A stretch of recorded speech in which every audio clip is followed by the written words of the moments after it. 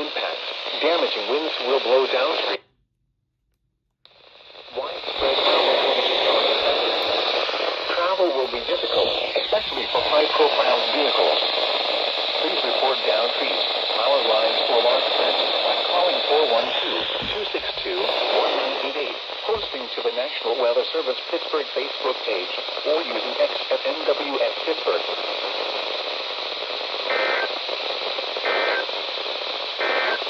Winds 20 to 30 miles per hour with gusts up to 65 miles per hour.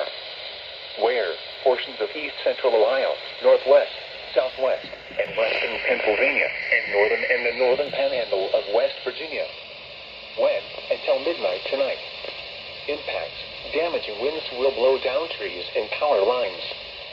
Widespread power outages are expected. Travel will be difficult, especially for high-profile vehicles. Please report down trees, power lines, or large branches by calling 412-262-1988, posting to the National Weather Service Pittsburgh Facebook page, or